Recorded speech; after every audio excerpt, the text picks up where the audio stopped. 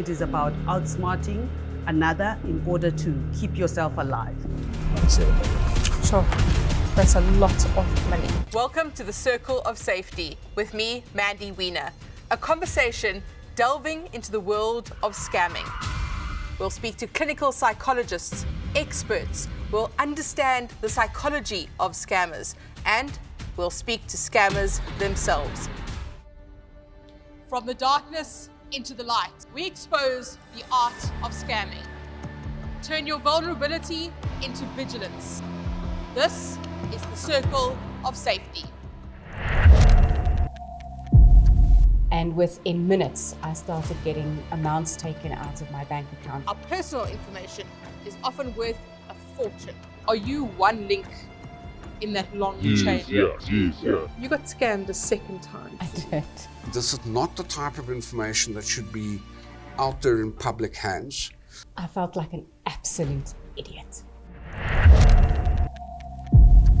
South Africa's fraud landscape has risen to alarming levels. What is the psychology around learning that the person you're speaking to isn't actually a human? Well, we're joined by Dr. Kosi Gianni, who's going to give us some insight into this. Dr. Kosi, what is the psychology behind scamming? Why would somebody do this? Well, I think there are two primary drivers. One are those people that scam, let's say, out of necessity.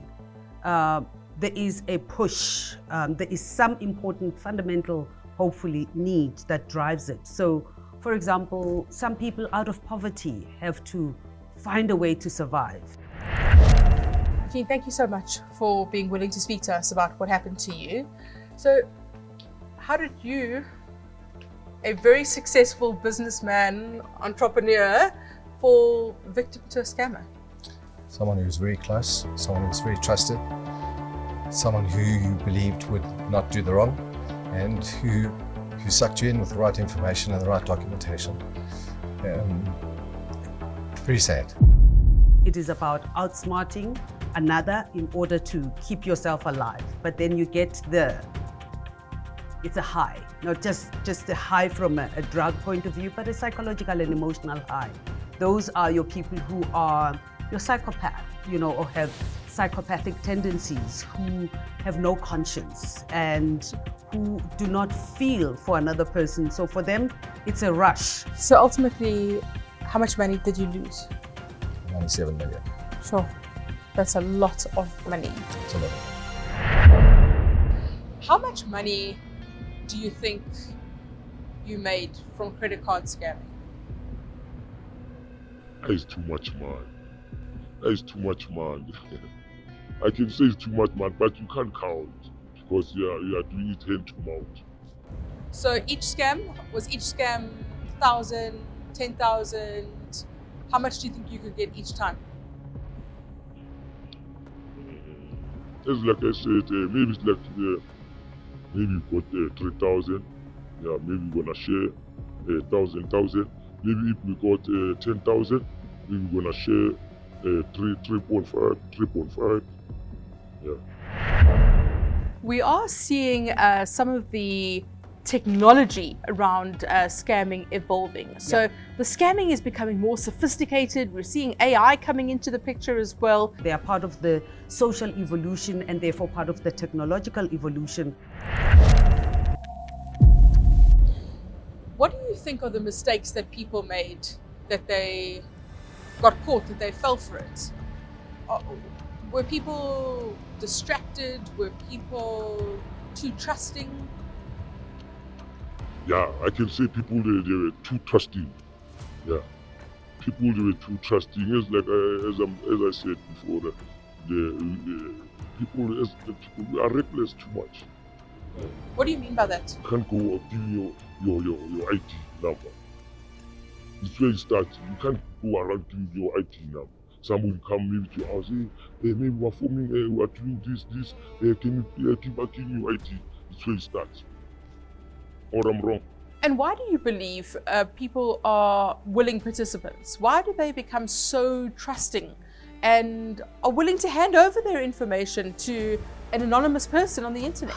I would hope that we do retain our humanity, that we do, because we are each other's safest. We are social emotional, relational beings. We thrive in the connections that we have with each other.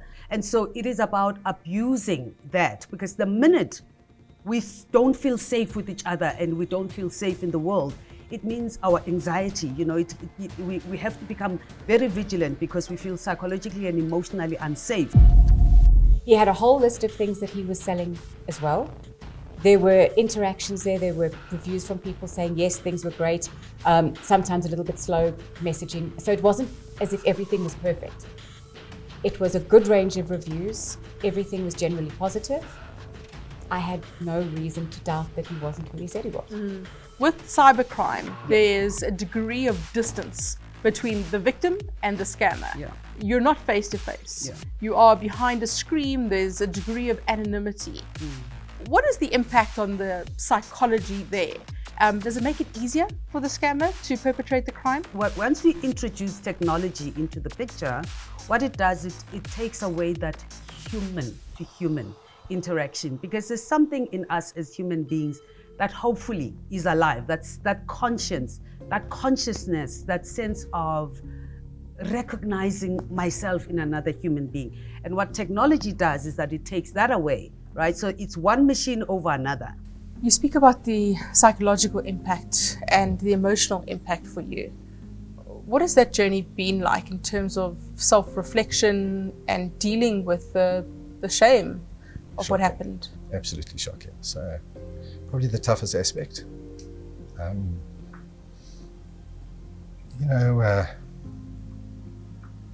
You don't want to think that you're that stupid, or what did I miss? Wasn't I thinking? Was I that naive? Was I that blinded? What is the risk of victim shaming?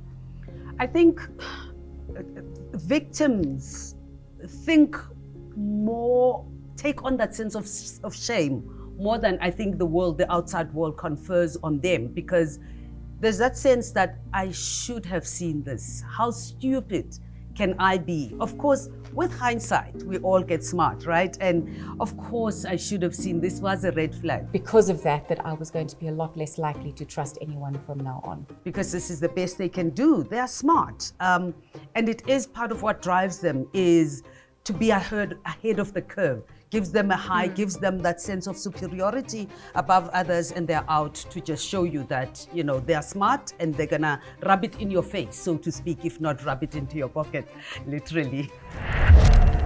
Stay suspicious, trust your instincts, and don't let the scammers into your circle of safety.